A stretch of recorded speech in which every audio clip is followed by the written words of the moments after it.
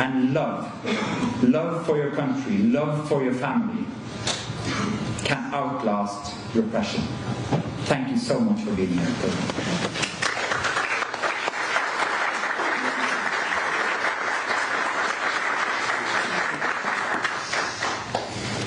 My turn.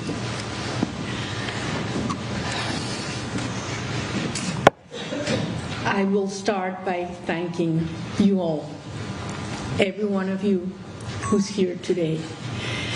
I've met these last hours Venezuelans that have come so far away as Saudi Arabia, Japan, Chile, Canada, people from all over our country, and they're proud to say so. I'm so glad to be able to see you and meet you again at Mundo and Mercedes. We're so proud of you, and so looking forward for what we're going to do together very soon for our country. Seeing friends, colleagues that I have not seen in the last 8 or 10 years, but that have stand firm all around the world, closer every day to Venezuela. Nor distance or time have broken that profound link to your country. And everybody says they want to come back. Everybody that I've met in the streets of Oslo say they are preparing their bags to come back home, to build a nation that we'll be so proud of, and that we will always tell our children what this generation has done. I am so grateful, and I have to say it here, to the people that made it possible, men and women, that I could arrive here today. To all of you, my friends, Venezuelans know, because I've said this before, that every single day of my life I ask myself where I'm most useful to our cause.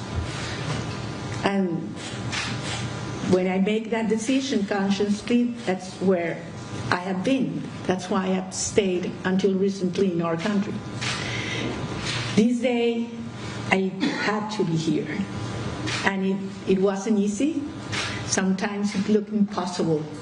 But so many times we've been told what we wanted to do was impossible. And we have done it. So being here today is a proof of what the Venezuelan people's will and courage and love is capable of achieving. And I arrived a little late, but I'm here, and I think that God has its ways, because my words couldn't have been better expressed by someone of a generation that has not known democracy or lived in freedom, but they have learned from their fathers, mothers, and grandparents what it requires. And these our children are willing to give their life for something they have never known.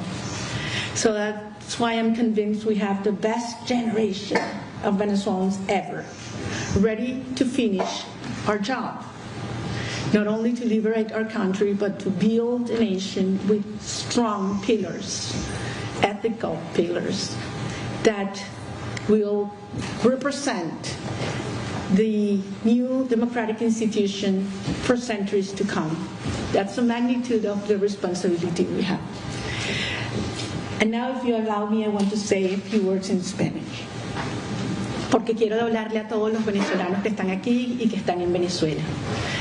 Todos sabemos que este ha sido un reconocimiento para cada uno de nosotros, 30 millones de venezolanos, que nos ha unido porque hemos celebrado en todos los rincones de Venezuela, y en Venezuela a veces por dentro, a veces en iglesias, a veces solo en las cocinas de nuestras casas porque no se podía celebrar en las calles, pero en tantas ciudades alrededor del mundo.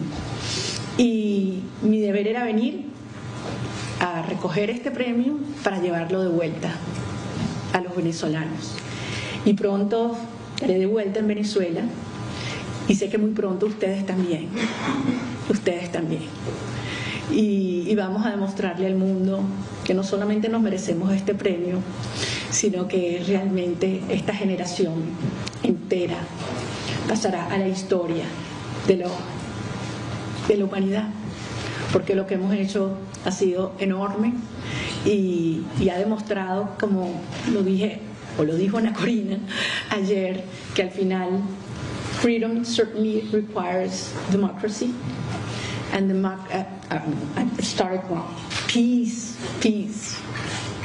peace requires democracy, and you cannot have democracy unless you conquer and defend freedom. And at the end, it requires a lot of courage, civic courage, as you have said. And an individual and a society is willing to do everything. And it takes a lot of courage when the things you love most in life, most dearly, are threatened. So at the end, it is an act of love. Ultimately, peace is an act of love. And I think that's the lesson we have given ourselves. And we hope that these, can be helpful and inspirational to other nations as well. So thank you very much to all of you, the committee, and the Institute, and certainly to the Norwegian people that have shown us also much love in these hours. Thank you very much. Thank you. Thank you so much. I now already see more hands than I can possibly register and than I can possibly accommodate. So this is going to be unfair, and I apologize in advance. But I already have a few names on a few people on my list. AP first. Please introduce yourselves and your affiliation. Thank you, Pierre from AFP. Congratulations too. I realize that you cannot say much about the circumstances under which you left your country, but could you say at least if you have the feeling that the Venezuelan authorities have tried to hinder you from attending the Nobel ceremony, have tried to prevent you from attending the Nobel ceremony yesterday, and to which extent did you benefit from help from the US authorities? Thank you. Thank you. Well, for the reasons you mentioned, I cannot give details because these are people that could be harmed. Certainly the regime would have done everything to prevent me from coming. They did not know where I was in hiding in Venezuela, so it was hard for them to stop me. It was rude, nonetheless. And yes, we did get support from the United States government to get here. Thank you, and I have to ask everybody to limit yourself to one question and not follow Pierre's example of sneaking two questions into one. That's an old, well-known trick, and it did work in this instance. It may not work again. Please, with the light hair there, yes.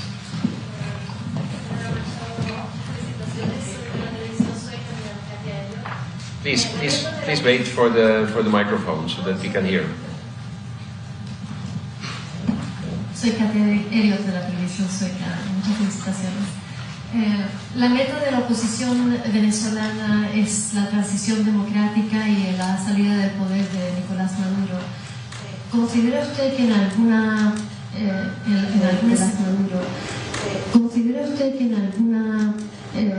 en algún escenario sería necesario una intervención militar estadounidense para lograr esa meta?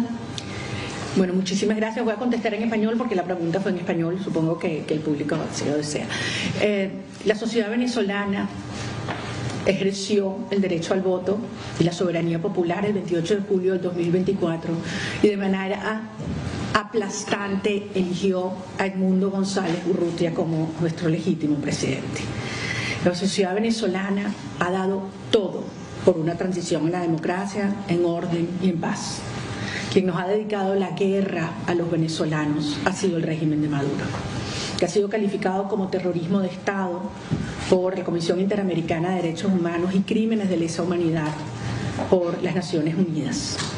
El régimen de Maduro se apoya en regímenes totalitarios de otras partes del mundo para atacar y dañar a millones de venezolanos. Rusia, Irán, Cuba, grupos terroristas como Hezbollah, Hamas, los carteles de la droga o la guerrilla colombiana que están ocupando Venezuela. Esa es la verdadera ocupación. Nosotros le pedimos al mundo, sí, ayuda para bloquear el ingreso de estos recursos que provienen de actividades ilegales, que es lo que soporta la estructura represiva del régimen. Y eso viene por tráfico de armas, por tráfico de drogas, por tráfico de oro, por tráfico de seres humanos. Y sí, así como el régimen se apoya en sistemas criminales, nosotros necesitamos que las democracias del mundo apoyen a los ciudadanos. Gracias. María Corina, would you like to summarize very briefly in English since okay, I apologize, but there are some of us who don't know Spanish. No, I was asked if you were supporting an intervention from the United States, and I said that Venezuela has been already been occupied by forces from totalitarian regimes such as Russia, Iran, Cuba, and criminal groups such as Hezbollah, the drug cartels, and the Colombian guerrilla. And as the regime seeks support and gets support from these totalitarian regimes, we, the Venezuelan people that have tried every single, institutional means, ask support from the democratic nations in the world to cut those resources that come from illegal activities and support of repressive approaches. And that's why we are certainly asking the world to act. It's not a matter of statements, as you say, it's a matter of actions. Please, then the woman with the light hair and the yellow key strap. I'm not going to name you, even though I know some of you. Please introduce yourselves. Gladys Fouché for Reuters. María Machado, congratulations. Thank you. What is your reaction to the seizure by the US Coast Guard of a crude tanker off the coast of Venezuela? Is it a necessary step to bring about change? Thank you. Well, it's connected with what I answered previously, because, as I said, the regime is using the resources, the cash flows that come from illegal activities, including the black market of oil, not to give food for hungry children, not for teachers who earn $1 a day, not to hospitals in Venezuela that do not have medicine or water, not for security. They use those resources to repress and persecute our people, to buy arms, to infiltrate the military or movements, to pay for those that commit crimes and repression, to maintain our friends and colleagues in prison. So yes, these criminal groups have to be stopped, and cutting the sources of illegal activities is a very necessary step to take. Please, with the green shirt there, just behind the previous. Hi, congratulations on this prize. My name is Heidi Schesset from Bloomberg News. I'm wondering about your plans after you leave Norway. Are you going on a tour in Europe? Are you visiting the US? What will you do before returning to Venezuela? Thank you. Thank you very much. I've been hearing several suggestions about that in the last hours and getting quite a few invitations. But to be absolutely honest, I'm taking one day at a time. There was great uncertainty if I was able to come. So I had not made many plans. So now that I'm here, I certainly want to spend a few hours with my colleagues, friends, and my children. I should make 1 or 2 visits to the doctors, different doctors. After all, it's been more than a year and a half. Certain things I should take care about. And yes, there are some meetings that I believe could be very useful that I do before I go back home. Please, we are not accepting unsolicited questions. There is a moderator here. Please, be quiet. I'll translate. They asked me if I They could. ask you? No, they asked us if we if I can repeat this question in Spanish. I think it's important. Okay, that you're welcome to do. As I told you, my Spanish is virtually non-existent. No, and as I told Just you, ask me and you have to translate. I'm learning how to deal with the Norwegians.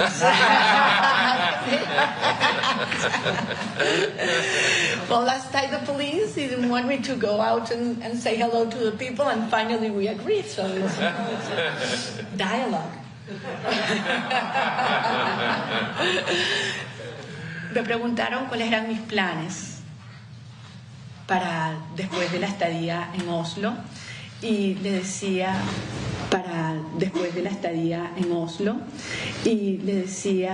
a la reportera de Bloomberg que la verdad es que estoy llevando cada día a la vez.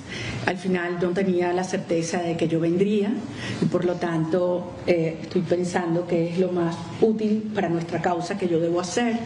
Si quisiera estar algunas horas con mis hijos, con nuestros equipos, que después de todo tenía mucho tiempo sin verlos y hay mucho que trabajar, y siempre en persona se puede ser mucho más eficiente. También tengo que hacer 1 o 2 visitas al médico, y quisiera también tener algunas reuniones antes de regresar a Venezuela. Here in the dark shirt, yes. I'm from Latin America, here in Oslo.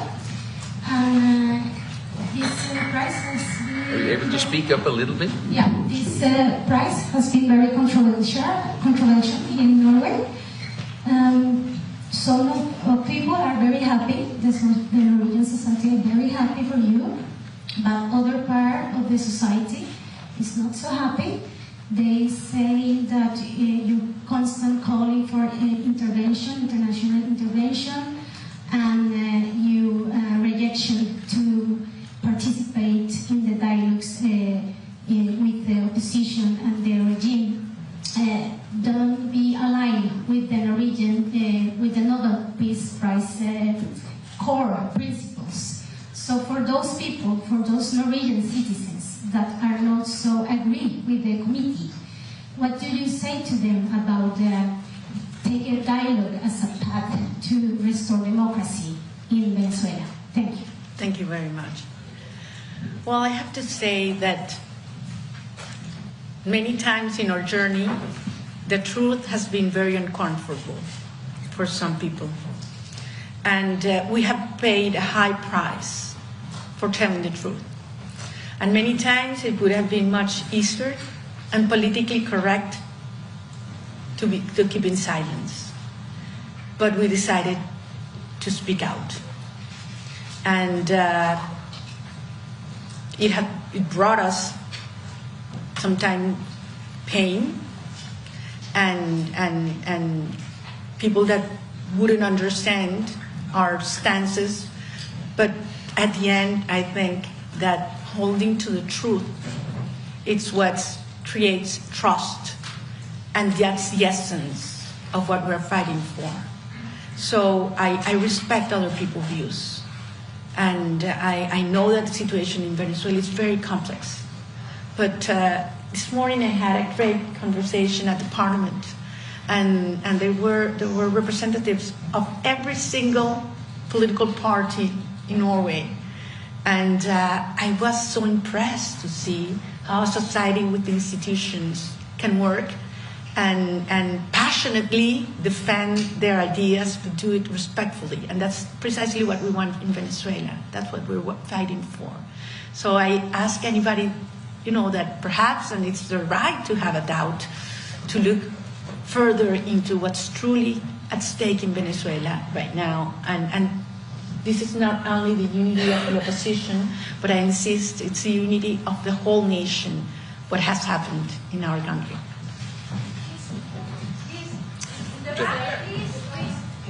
So now Venezuela has the last question. Thank you.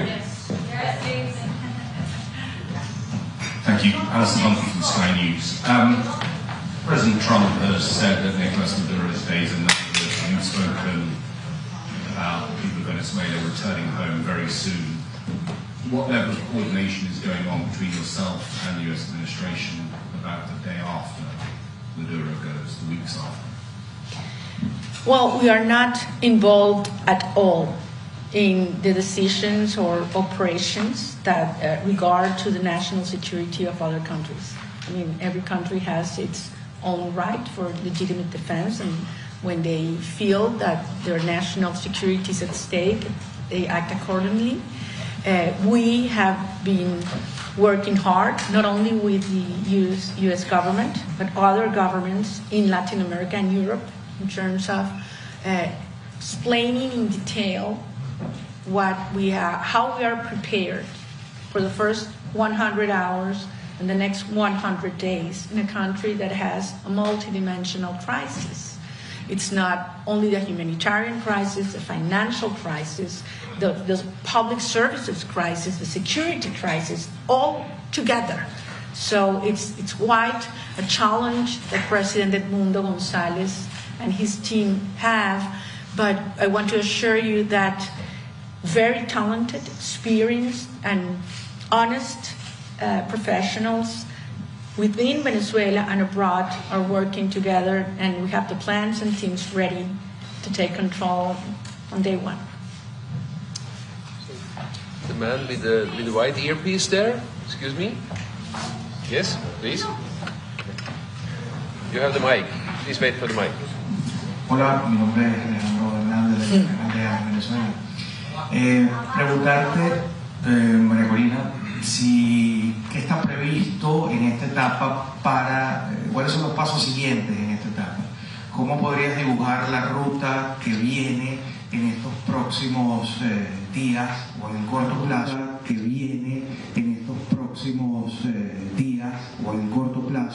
Y si su vuelta a Venezuela está prevista, aunque Maduro aún siga al frente del poder.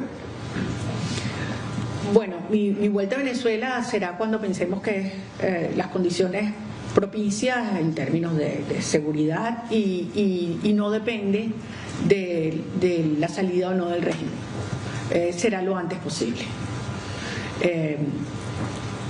Lo que tenemos todos claro, Alejandro, es que hemos hecho un esfuerzo extraordinario en estos meses de persecución, así como innovamos en el crear el movimiento para triunfar en una elección absolutamente controlada por el régimen, en términos que yo creo que ningún otro país habría aceptado.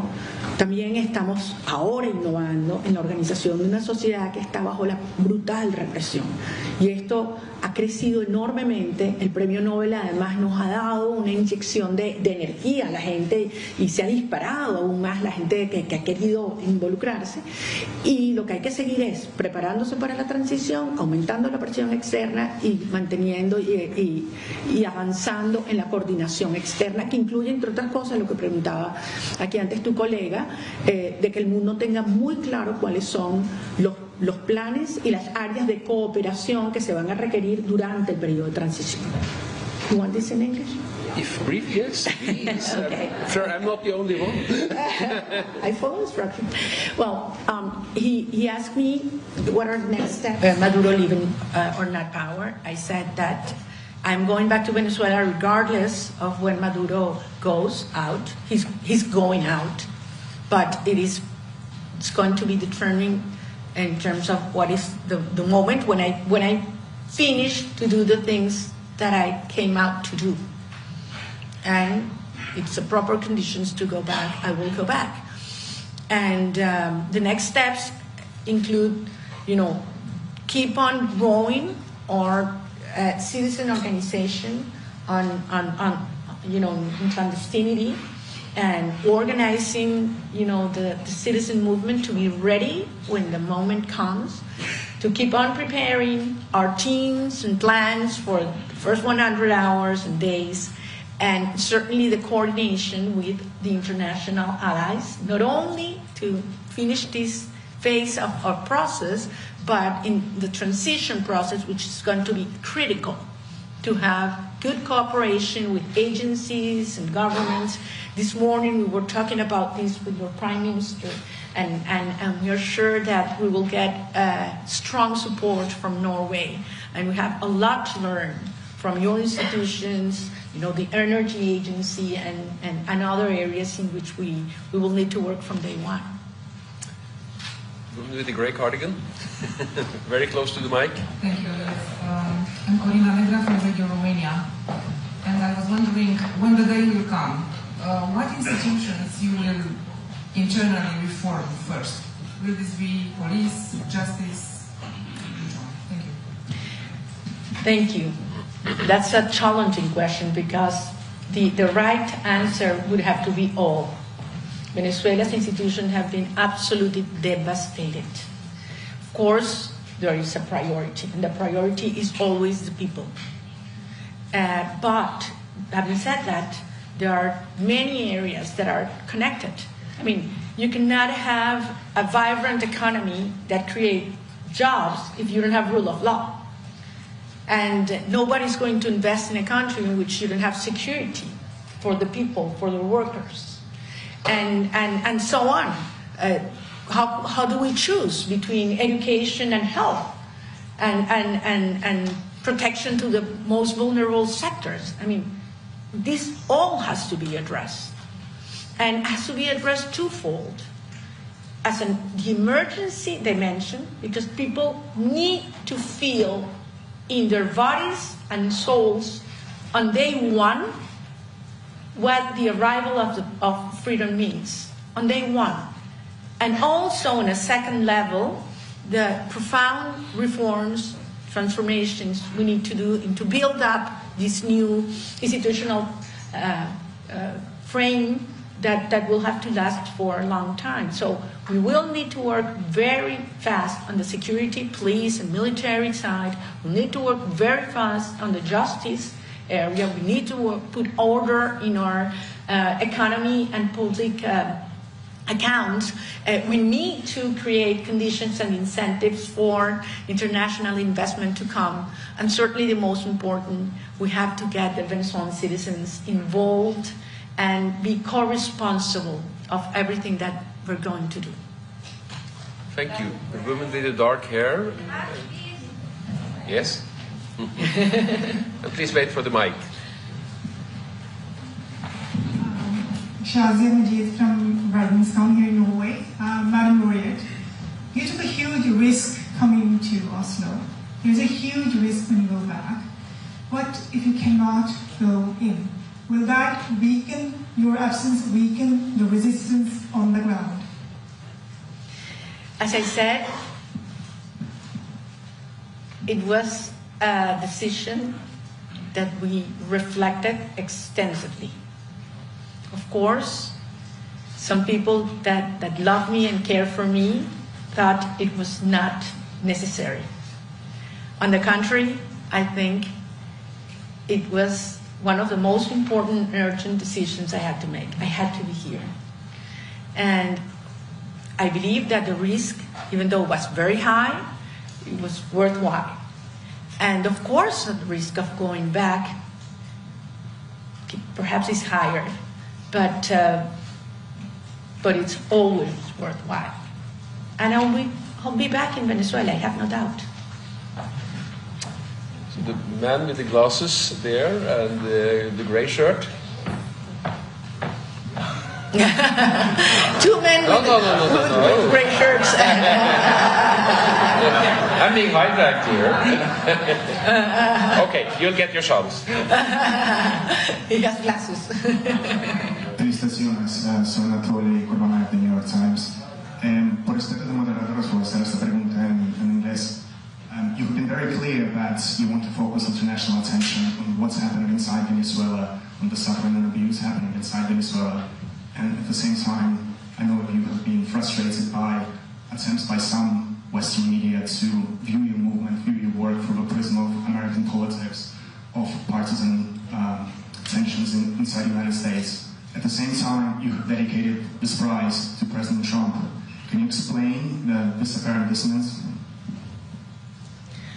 Well, I think it's absolutely coherent. The war that Maduro has declared towards the Venezuelan people has brought us, as I always insist, great pain and destruction. I I believe we have never seen this kind of violence against innocent people in our country's history. It has been called state terrorism by the Inter-American Commission of Human Rights. State terrorism inside towards our people, narco-terrorism towards other nations in the region. So I believe every country has the right to defend themselves. In our case, I believe that President Trump's actions have been decisive to reach the point where we are right now, in which the regime is weaker than ever, because the regime previously thought that they could do anything. They felt they had absolute impunity. They could torture, they could disappear, they could sexually assault young women, and absolutely nothing was going to happen. The cost was zero. Now they start to understand that this is serious and the world is really watching. So you create incentives for that behavior to stop. You need to raise the cost of staying in power and lowering the cost of leaving power. Only when you do that, this regime will break down. And that's where we are moving towards right now. The very final question goes to the gentleman there with Glenn with the glasses and the gray shirt. María Corina, Luis Carlos Díaz, de PITV. En este momento hay madres y hermanas y familiares de presos políticos buscándolos porque están en desaparición forzada. Hay miembros de tu equipo que están incomunicados, porque están en desaparición forzada. Hay miembros de tu equipo que están incomunicados, que han sido víctimas de tortura. Estás acá. ¿Qué mensaje tienes para todas estas personas que están en Venezuela, que no pueden celebrar en público y que están esperando ser bien representados?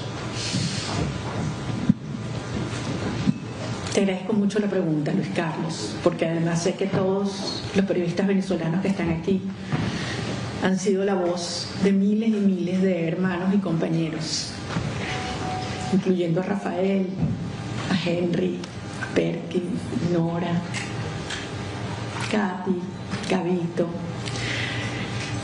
En el camino, confieso esto, que fue sobre todo una etapa muy difícil, la forma de conseguir un poco de tranquilidad fue empezar a recordármelos uno por uno y a nombrarlos uno por uno.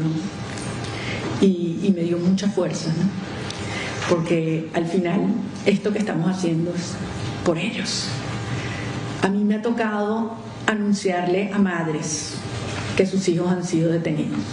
Y déjame decirle que ha sido el momento más desgarrador y difícil de mi vida. Y en este tiempo, en estos 16 meses, dedico todos los días tiempo a hablar con familiares, sean hijos, esposas, madres de muchos de nuestros compañeros, algunos yo ni los conocía. Ayer cuando pude abrazar a mis hijos, yo pensaba en ellos, Flor, la mamá de María. En ese instante yo decía, Dios. Y madres que no han visto a sus hijos en más de 10 años porque se han tenido que ir del país, ¿no? Y les digo, es difícil que el mundo entienda lo que ha sido la separación de la familia para los venezolanos. Y fue una estrategia intencional para quebrarnos, ¿saben? Porque pensaron que con eso iban a hacer la sociedad venezolana más débil. Tú fracturas la familia, sumerges a la gente en la tristeza, ¿no? Y fíjense que al final eso se convirtió en la gran fuerza que nos ha unido y que ha derribado todas las barreras. Es decir, nuestros hijos de vuelta en casa, los presos, los perseguidos, los que se han ido. Y yo siento que no ha habido una generación de venezolanos mejor preparada para eso. El dolor nos ha unido y no hay otra generación que ame la familia, la libertad y su tierra, el poder recorrer tu país como esta generación. Son nuestros héroes y son los primeros homenajeados, cada uno de ellos con este honor que nos han ofrecido. That's a long answer. It's about the political prisoners. Is it possible to say? Yeah, I'll do it. I'll do it as quick as possible. He was asking me political prisoners feel, and I was telling them that on my way here, I was going through the names of our friends and colleagues that are currently under detention or disappeared, and remembering so many times I had to call some mothers to give them the news that their child has been taken by the regime, and that's one of the harsh moments I have gone through in my life. But what we're doing is precisely for that, so that every Venezuelan mother can hug their children in Venezuela very soon. And that's the reason why I'm here. And believe me, seeing you, each of you, has given me so much energy and strength, and I'm going recharged back home. Thank you. Thank you, Maria. Please. I know I already said it was the last question, but I'm going to ask you, Maria, would you be comfortable with us extending this with a few minutes? Yes, of course. If you're comfortable with that, yes. We will exploit your seemingly unlimited even further. and we will still wind up before 5:30. So again, a lot of people will not have the chance to ask their questions. I apologize for that. Please, I am the moderator, and unless there is discipline in the room, we will have to abrupt the session, and I hate to do that. So please bear with me. I know I'm not able to be fair. It's impossible to register 100 arms at one and the same time and see exactly which one was a split second before the other one. We have one moon here at the front. Yes, please. The microphone will come your way. Hi, María Corina. Natasha Quera from Chile, from Primera Noticias. I'm going to do the question in Spanish. Natasha Quera from Chile, from Primera Noticias. I'm going to do the question in Spanish. Me gustaría saber su perspectiva latinoamericana. Hay muchos venezolanos que se han ido de su país. Chile ha recibido a muchos, es uno de los países que más ha recibido venezolanos. ¿Qué mensaje tiene para ellos y también para las autoridades, considerando que este domingo hay elecciones y podría haber un endurecimiento de las políticas migratorias? Gracias. Como dije antes, la migración ha sido uno de los procesos más desgarradores para nuestro país. Y tenemos venezolanos en todas partes del mundo. En particular, estamos muy agradecidas a aquellos países agradecidos que los han acogido, recibido e integrado a sus costumbres, a su economía. Y entendemos que la llegada de cientos de miles o millones de ciudadanos de otra nacionalidad puede generar tensiones internas. Al final, lo que nosotros queremos es que todos regresen y que mientras permanezcan en estos países, estos gobiernos entiendan que se han ido en contra de su voluntad y que salvo escasísimas excepciones son gente súper competente, súper preparada y que está aportando muchísimo los países donde va. Y en el caso de Chile espero que se mantenga un espacio de respeto y de bienvenida a los venezolanos hasta que regresen muy pronto a Venezuela. Gracias.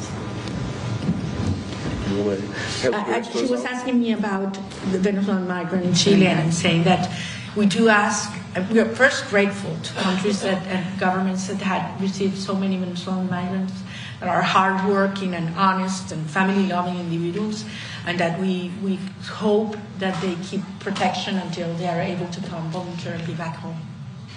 You have a woman there with a grey sweater. Please, Mexico here, please. Mexico here. Venezuela.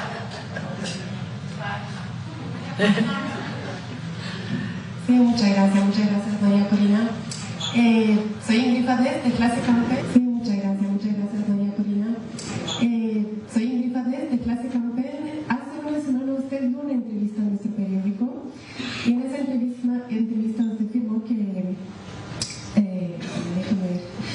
hago otra pregunta entonces. ¿Cuáles son sus aliados principales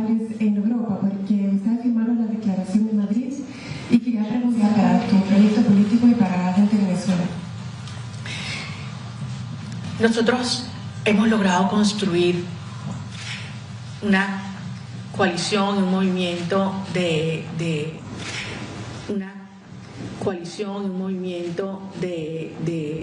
apoyos internacionales, de partidos, de movimientos, de gobiernos, que va a todo lo largo del espectro, digamos, ideológico.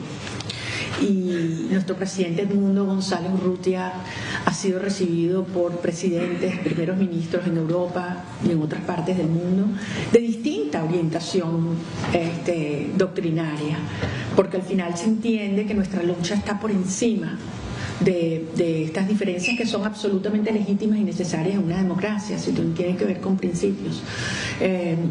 Parece muy lamentable que hayan algunos gobiernos que a esta altura en Europa no estén asumiendo la realidad y la naturaleza de lo que vivimos en Venezuela, pero hay otros, y hoy lo vimos aquí en el caso de Noruega, que llaman las cosas por su nombre y que están dispuestos a asumir la posición de la verdad, de los derechos humanos y del pueblo, que al final es quien eligió. Así que yo estoy muy optimista de que esta coalición internacional, ahora con el Premio Nobel, se va a fortalecer y ampliar mucho más también. María Corina, yesterday, I was going to give you the word. You're about to lose it. That was a mistake. You have to do. I am sorry, but somebody needs to be the boss here. Hola María Corina, ¿cómo estás? Carla Angola de TVB Network. Quería si por favor podías ampliar un poquito sobre lo que dijiste del apoyo de Estados Unidos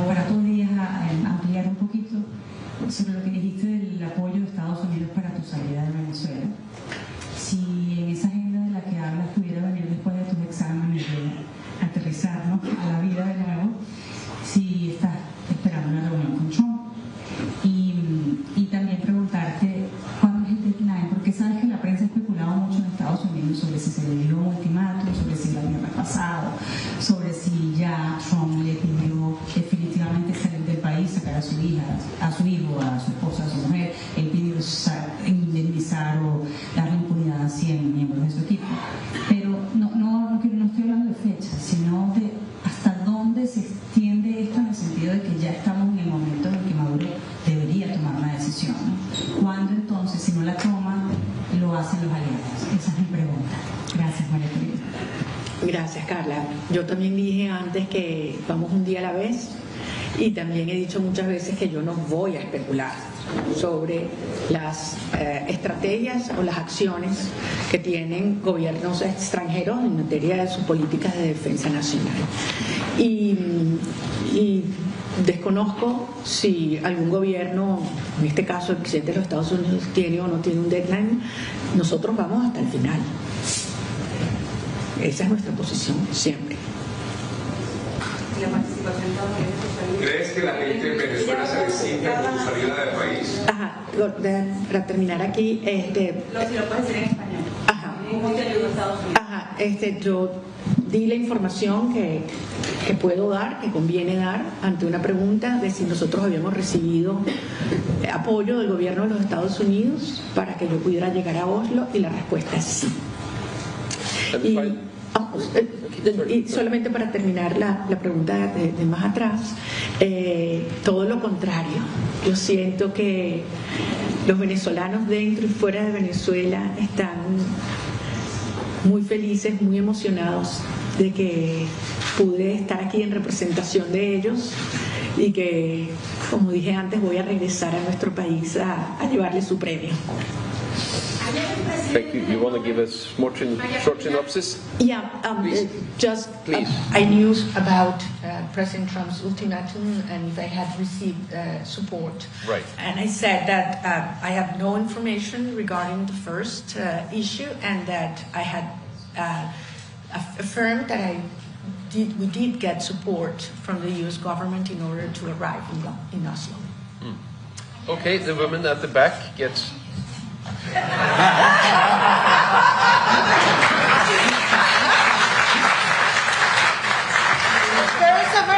Perseverance. the thing is, you would get me anyhow. I don't want you to lose it. But this is, please be silent.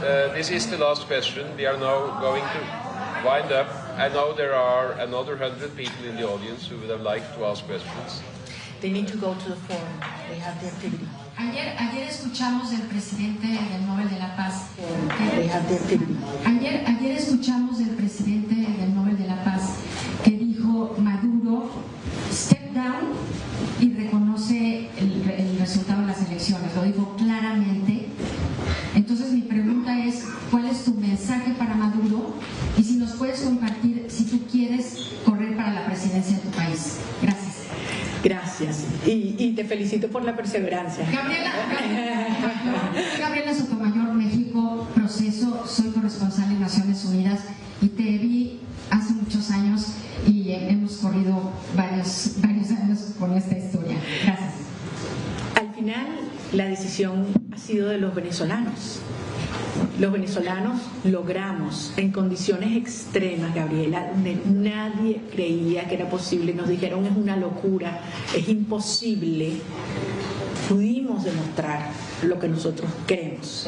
De manera que aquí lo que nosotros estamos defendiendo y vamos a impulsar es la voluntad de los venezolanos. La segunda parte de tu pregunta fue sobre... Sí, yo voy a esperar la presidencia. One day at a time. Primero lo primero. Okay, thank you very much. First of all, you want to say that in English? Yes, or briefly. she asked me if I was planning to run for president. And I said that one day at a time.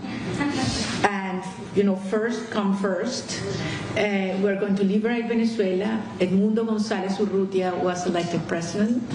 And we will rebuild institutions so that we will have free and fair elections in which every Venezuelan inside and outside our country will have the right to vote without fear and with trust.